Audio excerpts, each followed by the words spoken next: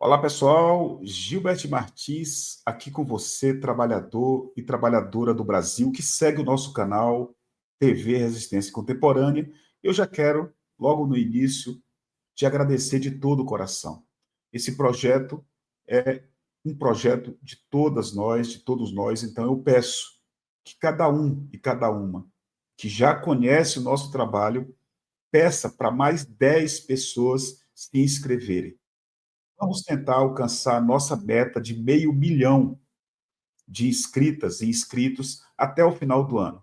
É uma tarefa difícil, porque é um número muito grande que nós estamos precisando para chegar lá, mas nós precisamos pensar nesse 500.000, porque esse aqui é mais um espaço de luta da classe trabalhadora desse país. Então, nos ajude.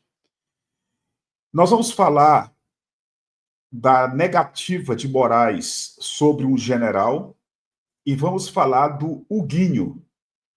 O Huguinho, ou Chupeta do Centrão, porque é muito jovem, venceu as eleições da Câmara dos Deputados com 444 votos no universo de 513, é uma força enorme. E nós vamos falar sobre esses dois temas principais. Só que antes, eu quero pensar com você sobre esse tema aqui. Olha aqui, eu vou mostrar, depois eu tiro, a gente comenta e volta com a matéria, porque é muito boa, muito boa. Olha aqui, ó. Deixa eu colocar para vocês verem primeiro, depois eu tiro, a gente comenta, depois a gente lê uma parte para consolidar na cabecinha do trabalhador e da trabalhadora. Olha que matéria genial, na minha opinião, para a gente pensar. Vou baixar aqui para você ver onde está. Está lá na Fórum, tá vendo? Quem escreveu foi o Antônio Melo, aqui, ó. Repito, no site da Fórum. Por que chamam Maduro de ditador e não chamam Netanyahu de criminoso de guerra? Eu vou cobrir aqui para a gente pensar um pouco juntas. Eu terminei de ler na semana passada um livro, Michael Parente, que é um estudioso, escritor dos Estados Unidos. Ele escreveu esse livro que tem o título Como os Estados Unidos da América destruíram a Iugoslávia, o assassinato de uma nação. A destruição da Iugoslávia aconteceu agora, no governo do Bill Clinton, na década de 90. Os Estados Unidos se juntaram à OTAN e destruíram a Iugoslávia, que nem existe mais com esse nome. Se não me engano, é Sérvia e Montenegro, o nome do país agora. E por que é interessante a gente lembrar da Iugoslávia? Por vários motivos. Um deles é que é uma nação de brancos, homens e mulheres brancas. É dentro da Europa. Dentro da Europa. E mesmo assim foram destruídos. Tiveram quase 100% da infraestrutura do país, indústria, meios de comunicação, hospitais, escolas, estradas de ferro, pontes, estradas, rodovias, ruas, cidades, prédios, muita coisa foi destruída. Muita coisa foi destruída. E logo depois, a OTAN e os Estados Unidos colocaram o FMI, Fundo Monetário Internacional, e o Banco Mundial para sentar com as novas lideranças, tá certo? Do país, ou dos países que surgiram, para esses ajoelhados ao Ocidente acertassem o empréstimo de bilhões de reais e, privatizando tudo, tomasse de conta do país. E foi isso que aconteceu na hoje ex-Iugoslávia. As lideranças da antiga Iugoslávia, que defendiam um país soberano, com o povo tendo saúde pública, educação pública, como era, com salário que comprava as coisas. Depois da crise, foram vistos professores, pegando comida ou tentando achar comida nos lixões, naqueles containers, naquelas latas grandes de lixo que ficam nas ruas. Professores. As lideranças, repito, da antiga Iugoslávia, que eram defensores de um país soberano e que tivesse condições de alimentar o seu povo, de pagar salários decentes, de ter saúde, acesso à saúde pública, à educação pública, foram quase todos eliminados, assassinados pela OTAN e pelos Estados Unidos, ou colocados em prisões, como aconteceu com uma das lideranças da ex-Iugoslávia, que 6 anos depois se matou, né? Se matou na prisão. E todos eles foram chamados de ditadores, de criminosos, de sanguinário. Então, para eles destruírem a nação e tomar de conta, eles que eu digo é a OTAN, os Estados Unidos, uma das primeiras coisas que eles fazem é infernizar, não é infernizar, é destruir a imagem das lideranças populares. É dizer, o cara é um criminoso, é um carniceiro, e colocar a opinião pública local, europeia e mundial contra essas lideranças. Coisa parecida aconteceu com o Hugo Chávez e acontece com o Maduro. Como assim? O que os Estados Unidos querem com a Venezuela? Desestabilizar politicamente a Venezuela, colocar um homem ou uma mulher ajoelhados a eles, Estados Unidos, para que os Estados Unidos tenham acesso livre ao petróleo venezuelano. Você que está me ouvindo precisa procurar entender que grande parte do petróleo dos Estados Unidos, uma boa parte do petróleo dos Estados Unidos, vem do Oriente Médio. São mais de 20 mil quilômetros. O petróleo da Venezuela está bem mais próximo. Então, eles espalharam que o Maduro é um ditador. Por isso, essa matéria é genial. Se vocês pegarem as notícias locais aqui do Brasil, na Globo, na Folha, no Estadão, no Correio Brasiliense, na Rádio CBN, na Rádio Globo, o que vocês vão ouvir, por exemplo, do Benjamin Netanyahu? Nunca vocês ouviram a Globo chamando o Benjamin Netanyahu, por exemplo, de carniceiro de Tel Aviv, como eu chamo. Nunca vocês vão ouvir na Globo, na Folha, na mídia corporativa, o Netanyahu que está matando crianças, mulheres, na Palestina, ser chamado de ditador. Mas eles abrem a boca, enchem a boca para chamar o Hamas de terrorista e chamar o Maduro de ditador. É assim que eles fazem com aqueles que não se ajoelham aos Estados Unidos e à OTAN. Mundo afora. Mundo afora. Então está aqui a matéria. Muito, muito interessante. Olha isso aqui. Rapidamente, aí a gente passa para as matérias principais. Por que chamam Maduro de ditador e não chamam Netanyahu de criminoso de guerra? Olha aqui, ó. Se a pergunta for interessada à nossa chamada grande imprensa,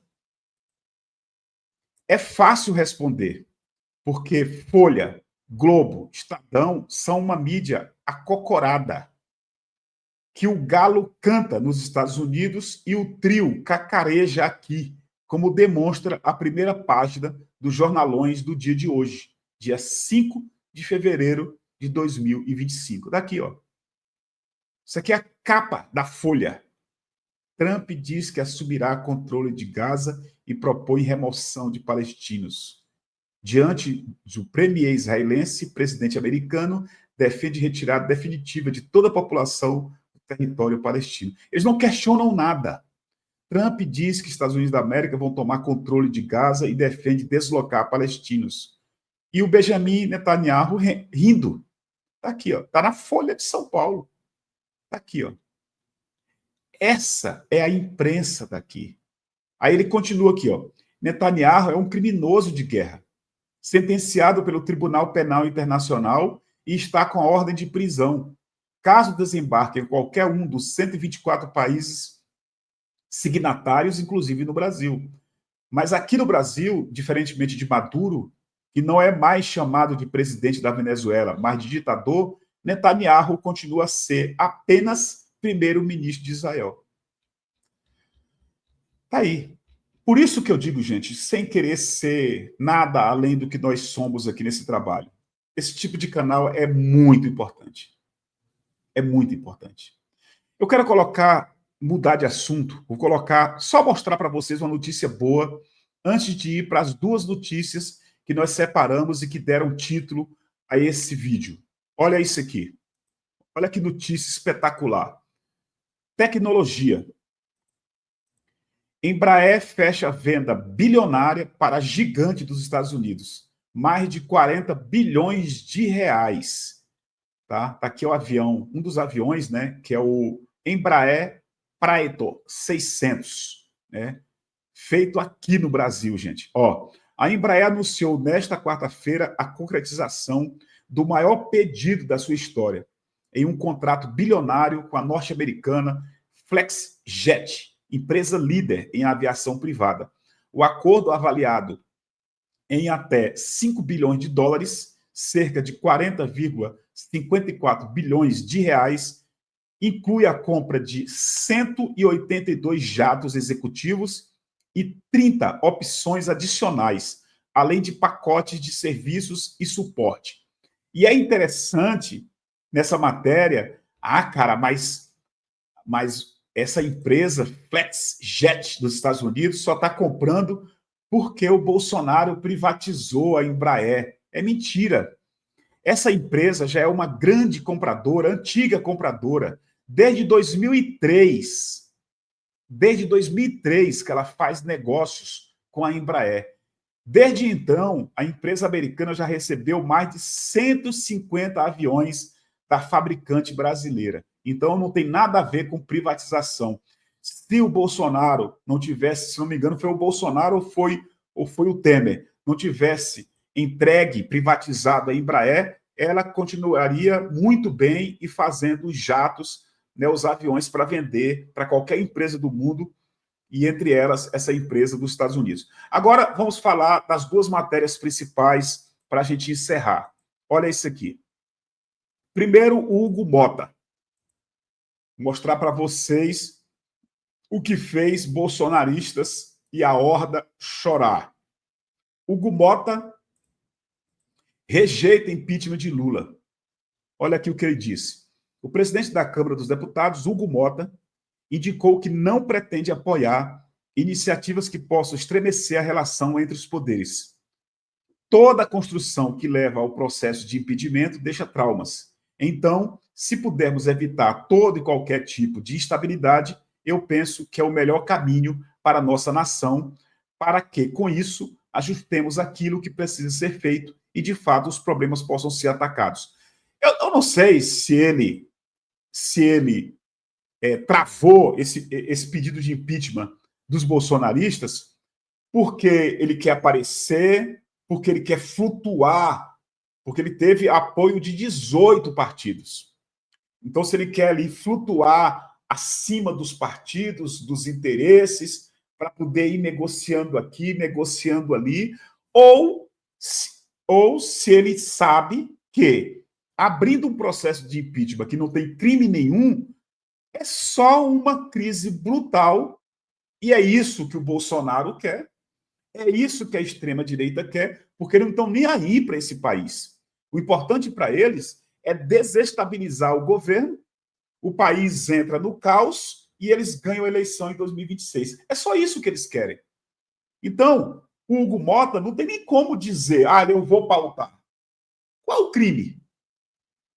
O crime do Lula, a reestruturação do país, a remontagem do país?